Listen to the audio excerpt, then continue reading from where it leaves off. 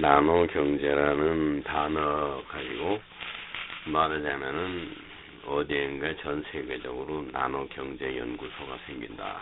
뭐 미국이나 유럽에 또는 우리나라에도 나노 경제 연구소가 생긴다 하려면 요원한 세월이다 이거예요. 나노 기술과 나노 과학이 아주 편만해 가지고 정말 그 나노 경제라는 게 도처에서 이 얘기가 되고 연구가 되게 되려면 앞으로 40-50년 걸리는 얘기니까 그건 너무나 앞선 생각을 하는 것이고, 결국은 이제 지금 경제에서 가장 큰 부분 그거는 에너지와 관련된 부분이 나요. 그러니까 옛날에는 의식주 생활이 경제의 전부를 차지했어요. 그러니까 먹는 문제, 옷을 입는 문제, 또는 주거 환경, 이제 이것만이 경제 여건의 전부다 이렇게 생각했던 때가 있었어요. 그것이 이제 농경사회 같은 때 산업혁명 이전에는 그냥 먹고 입고 주거하고 의식주 문제를 해결하는 것이 경제활동의 거의 전부였다 이거예요. 그러다 그게 산업혁명이 나게 되면서 대량 생산이라든가 또는 기술을 개발해서 어떤 음식도 패스트푸드라는 게 나와서 뭐 맥도날드 같은 거 빨리빨리 먹고 이렇게 해서 돈을 빨리 버는 거, 또 대량 생산해서 값을 싸게 해가지고 누구나 뭐 옛날 같은 귀족들이나 사는 물건을 뭐 대중들이 다 사서 쓴다. 이게 이제 산업혁명이 나니까 빈부의 격차가 줄어들고 무슨 귀족과 무슨 천민 계급 이런 게 다 줄어들고, 이게 산업혁명이 굉장히 그 사회의 변화를 일으켰는데 그 여파가 지금도 있다 이거예요. 우리가 지금도 산업혁명의 혜택 속에서 산다. 이게 만일 장자크 루소가 무슨 사회 계약론을 부르짖어 가지고 지금 우리 주민등록증이나 이런 게 나온 것이 다 루소의 덕이다 이거니. 아니 귀족들만 뭐 이렇게 이 세상 등록해서 살지 말고 일반 국민들 전체가 다 정부하고 계약을 맺어서, 그래서 국가에서 이러이러한 법의 헌법에 의해서 보호를 하고 또 보호를 받을 권리가 있고, 이런 것이 다 민주주의에서 개인의 권리와 의무와 이런 것들이 사회 계약론이다. 그러니까 루소가 민주주의나 정치 체제나 이런 데 상당히 귀여운 사람인데, 아무리 그런 철학적으로 그런 이론이 있다 하더라도 산업혁명이라는 게 없었으면 불가능하다 이거예요. 아니 뭐 인류 평등을 부르질 수가 없는데, 부자는 부자대로 귀족처럼 살고 가난한 사람들은 가난하게 살아야 된다 이거야. 그런데 산업혁명이 일어나 가지고 모든 의식주의 문제를 평등하게 만들었다. 인간이 아무리 많아도 다 귀족들처럼, 귀족들도 특별히 사치스럽게 살 수가 없고, 또 국민들도 귀족이 아닌 천민 계급들도 다 귀족 비슷하게 살 수 있는, 이렇게 되니까 그건 기술적인 문제다 이게. 옷을 입어도 좋은 옷을 귀족처럼 보이는 옷을 누구나 입을 수 있다. 이거는 하나의 산업혁명이 가져다 준 거라 이게. 그러니까 인류 평등을 아무리 부르짖어도 의식주의 경제 활동이 대중화되는 거는 이건 산업혁명의 덕이다. 그 다음에 이제 20세기에 와서는 정보혁명이라는 게 생겼는데, 이 정보혁명이라는 것은 또 한 번 산업혁명 이상으로 사회를 바꿔놨는데, 이제 말하자면 입자혁명이라는 건 뭐냐 그러면 나노 기술이다 이거야. 아주 작은 원자 사이즈의, 또 원자보다 더 작은 파티클, 뭐 쿼크나 보손이나 렙톤이나 이런 것들을 만지작거려 가지고 모든 신소재 뭐 이런 매테리얼 물질들을 개발하고 이런 세상이라 그러면은 이거는 또 한 번 혁명이다. 입자혁명이다. 그래서 산업혁명, 그다음에 정보혁명, 입자혁명 이렇게 나가는데, 그러한 혁신적인 상황이 뭐를 가져오냐 그러면, 인간이 에너지를 귀족들만 많이 사용하고 천민 계급은 에너지를 사용하지 말라, 그런 제도라면 예를 들어서 귀족들은 좋은 차 타고 다니고 농민들이나 천민계급은 항상 걸어 다니고 마차만 타고 다녀야 된다 이게. 이러한 어떤 그 산업혁명 이전 상태의 사회 구조나 그러면 에너지 그 소모량이 좀 적을 거다 이거야. 왜냐하면 돈 많은 소수 계급 사람들만 에너지를 사용하고 대중들은 돈이 없는 사람들은 거의 에너지를 사용할 수 없으니까. 그러나 산업혁명이라는 것이 모든 인류가 평등하게 다 똑같이 기술의 혜택을 누린다 하니까 이제는 뭐 돈 없는 사람도 좀 자동차가 싸구려 차가 돼서 그렇지 자동차 타고 다닌다 이거야. 뭐 귀족들은 벤츠나 BMW나 이런 거 타고 다니고 그런 자동차의 급수의 차이는 있더라도 아무리 돈 없어도 조그만 자동차 타고 다닌다. 이러니까 산업혁명의 체제 하에서는 에너지 사용이 볼륨이 늘어났다. 그래서 자동차만 그런 게 아니라 의식주 생활에서 모두 다 평등하게 산다 하니까 인류가 증가, 인구가 증가하면 증가할수록 에너지의 소모량이 계속 증가된다. 그런데 그 에너지 중에 제일 큰 것이 우선 전기다 이거야.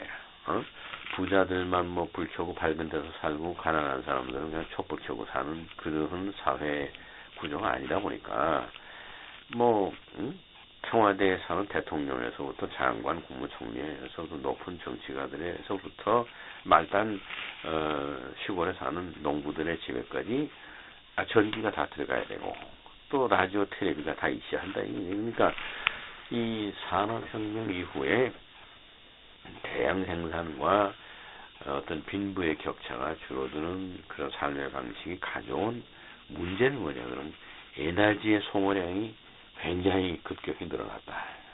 누구나 다. 그러니까 그 다음에 전기만 쓰나?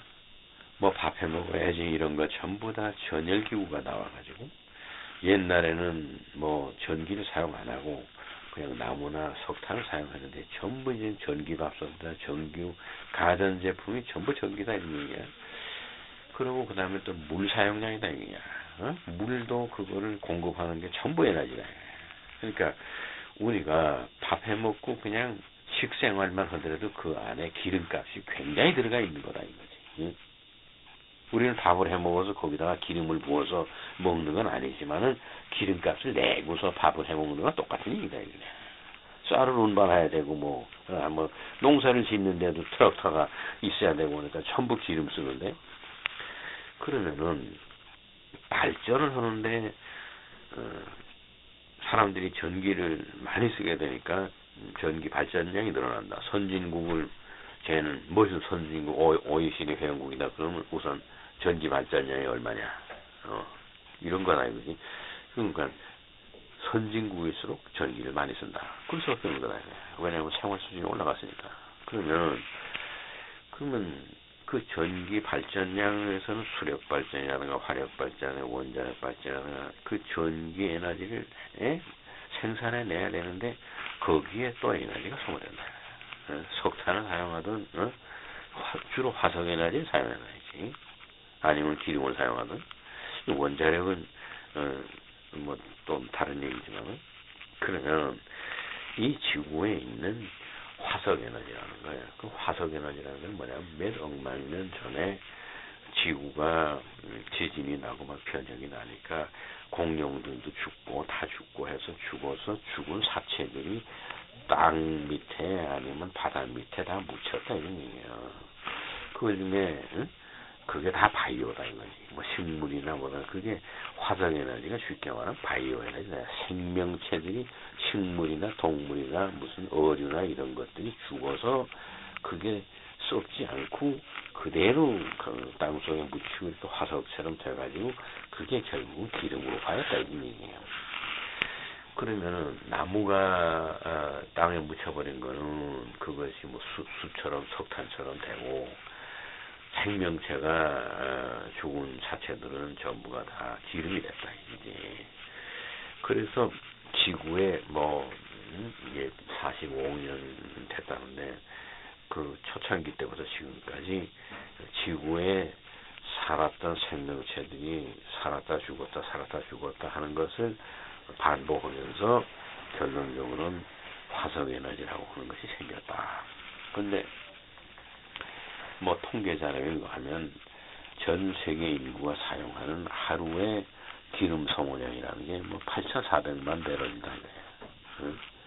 그게 갈수록 늘어난다. 그러면 그러한 기름 사용하는 그 양으로 볼 때에 전 세계 지구 안에 있는 화석 에너지는 50년 쓰면 다 쓴다 이거예요. 50년 뒤에는 고갈이 온다. 그러면 2060년대 가게 되면은 이제 그때 가서는 화석 에너지는 없다 이거야. 뭐 중동이니 뭐니 오일이 안 나온다 이거야. 근데 그러면은 화석 에너지는 대체할 수 있는 무슨 에너지들이 있어야 될 거 아니야. 그런 것이 태양광 에너지다, 풍력 에너지다, 무슨 조력 발전이다, 수력 발전이다. 이런 것들이 화석 에너지와는 무관한 그런 방법으로 에너지를 얻는 거다. 전기라든가 뭐를 얻는 것이다. 근데 그게 지금 전 세계의 화석 에너지 사용량의 20%가 안 된다 이게. 그 18% 정도라 이거지. 대체 에너지라는 게. 뭐 바이오 에너지도 있고 있는데 그런 바이오 에너지는 이런 걸 다 합해야 20%가 안 돼요. 그러면 50년 뒤에 화석 에너지가 고갈돼서 올스톱하면 그때 가서 이 화석 에너지에 의존하지 않는 대체 에너지가 그저 많아야 30% 차지할 거다. 그럼 나머지 70%의 에너지 고갈은 무엇을 해결하느냐. 이것이 지금 큰 문제다. 국제 에너지 기구 인터내셔널 에너지 에이전시라는 거, IEA 인터내셔널 에너지 에이전시에서 근심을 하게 50년 뒤에 약 70%에 해당하는 에너지의 고갈 상태를 그거를 지금서부터 신에너지 개발, 뭐 신동력 개발 이걸 해야 되는데 그거는 우주과학에서 우주에 있는 무슨 에너지를 지구로 끌어다가 사용하는 우주 에너지를 지구로 가져온다. 이런 방법이 있지 않고는 해결할 길이 없다.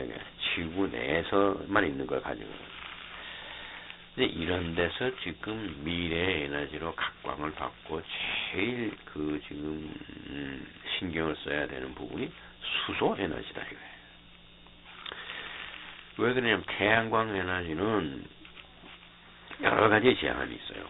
태양 일조량이 좀 낮은 데는 밤이라든가 또는 낮에라도 태양빛이 잘 안 비치는 데는 에너지가 적게 나오고 전기가 적게 발전되고 그 다음에는 풍력 발전도 바람이 늘 불어야 되는데 불었다 안 불었다 그러니까 그런 일조량의 변동이라든가 사계절로 인해서 태양의 에너지가 변화가 있다든가 바람의 풍력이 변화가 있다든가 이러한 들쑥날쑥하는 에너지 생산에 이거를 고정적으로 에너지 생산하는 것도 상당한 비용을 거기다 넣어야 하는 거라 이거야. 그러니까 지금 대체 에너지가 그거를 고정적인 화석 에너지를 사용할 때처럼 에너지 공급을 할 수 있는 시스템이 될라 치면 그것도 상당한 비용과 영원한 세월이 들어가야 되는데 수소 에너지를 개발하면은 그러한 단점이 없다 이거야. 수소 에너지는 밤낮으로도 되고 화석 에너지처럼 들쑥날쑥하지 않는 고정 에너지가 나올 수 있는데 여기에 문제가 여러 가지가 있어요.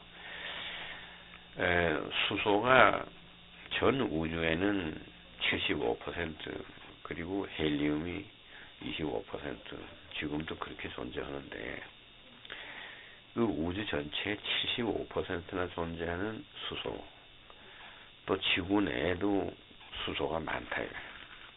우선 물이 지구 전체 표면에 땅이 29%고 물이 71%다 하니까 그 물은 수소로 되어 있다.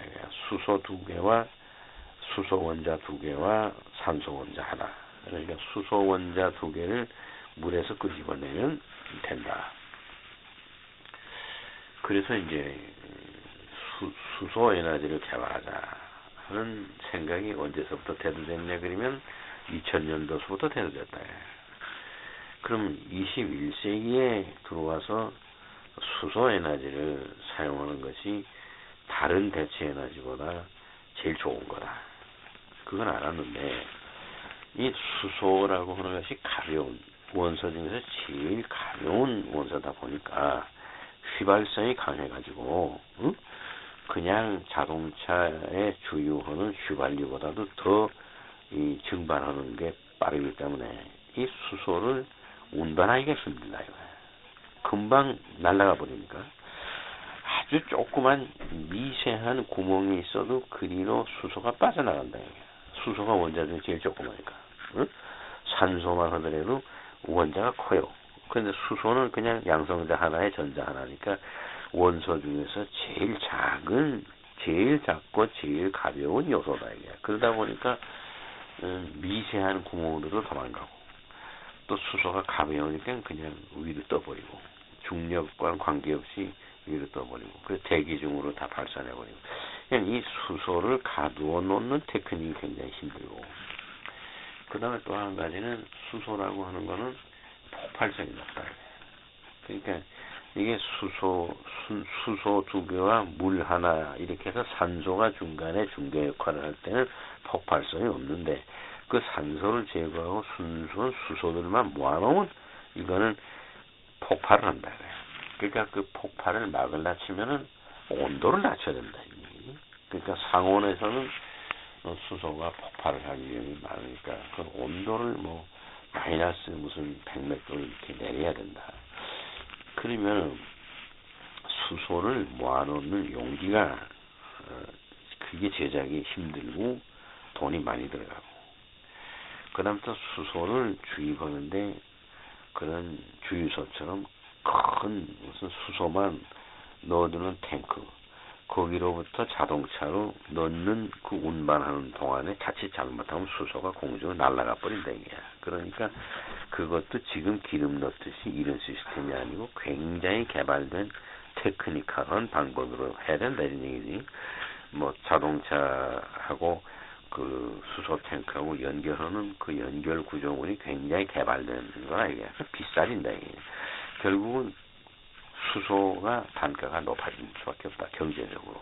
그래서 이 수소 경제라는 게 뭐냐면 수소 에너지를 사용하면 좋긴 좋은데 이 경제성이 안 맞는다. 수소를 생산해내는 게 또 힘들고 수소를 저장해 놓는 게 힘들고 그 다음에 그 수소를 또 이동하는 것도 힘들다. 이런 것들이 전부 다 개발을 하게 되면 앞으로 그 기술 비용과 개발비가 들어가니까 수소연료를 사용한다고 하는 건 상당히 경제적으로 타산이 안 맞는 경제성이 없는 높은 비용을 내야 되는 그런 거다. 화석에너지에 비해서. 그럼 화석에너지가 고갈됐을 때 화석에너지와 비슷한 값에 무슨 대체 에너지가 있으면 좋은데 풍력과 태양광과 이런 것들은 바이오매스나 이런 것들은 좀 이상적이 되지 못한다. 화석 에너지가 가지고 있는 강점이 없고 단점이 많다. 이거 들쑥날쑥한다든가 어느 때는 에너지가 세게 나오고 어느 때는 또 조금 나온다든가 이런 것들을 평균화해서 고정적으로 하려면 그 시설이 또 돈이 들어가야 되고 잘 안 된다. 그리고 또 한 가지는 아무리 바람이 지구에 많이 불고 태양 에너지가 빛이 있다 하더라도 그것으로서 화석 에너지를 100%는 대체하기 힘들다 이거지. 지금 열심히 하는데도 20%가 안 된다. 18%인데 그게 앞으로 대체 에너지가 최대로 개발돼도 지금 사용하고 있는 화석 에너지의 30% 정도다. 그럼 70%는 그거는 다른 에너지로 개발해야 된다. 화석 에너지가 고갈되지 않아야 되는데 고갈되면 그 70%의 지구촌에 사는 인간들이 사용해야 되는 에너지 소모량의 그 70%를 무슨 다른 방법을 했는데 그것이 수소에너지다. 지금 그렇게 나오는데 그 수소에너지의 이자 말한 대로 수소를 생산해내는 게 힘들고 그 다음에 수소를 저장하는 게 힘들고 그 다음에 그 수소를 이동하는 게 힘들다. 그래서 이제 자동차를 처음 제작할 때 아예 오랫동안 쓰는 거의 자동차 수명과 같은 4, 5년 동안 그냥 사용할 수 있는 그런 수소 에너지를 개발할 수 있는 방법이 없을까 이런 생각을 하는데 연료전지라고 하는 것이 나왔어요. 연료전지라고. 근데 그건 뭐냐 하게 되면 일종의 탄소라든가 무슨 메탄이라든가 이런 데다가 물을 첨가하게 되면 거기로부터 전기가 나온다 이거야. 그러니까 그 발전이 그런 식으로 연료전지라고 하는 거는 이제 그런 식으로 자 그런